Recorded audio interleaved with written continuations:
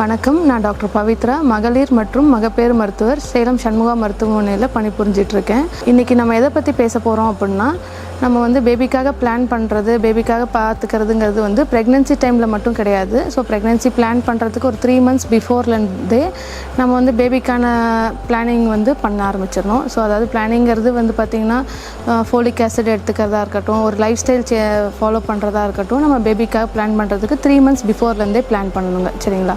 So அதாவது ஒரு tea coffee அதிகமாக எடுத்துப்பிங்கன்னா அதை கொஞ்சம் கம்மி பண்ணிக்கணும். And regular life style follow பண்ணுறது, ஃபிசிக்கல் ஆக்டிவிட்டி டெய்லி வந்து ஒரு 45 minutes ஃபிசிக்கல் ஆக்டிவிட்டி இருக்கிற மாதிரி பார்த்துக்கோங்க.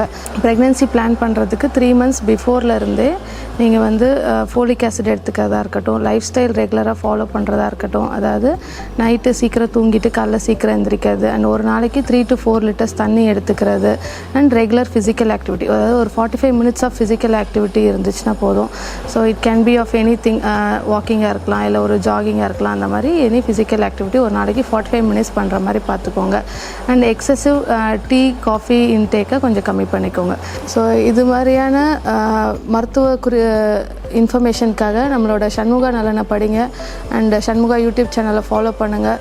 ரெகுலர் அப்டேட்ஸ்க்காக வெயிட் பண்ணுங்கள். சரிங்களா? Wish you happy new year and Pongal.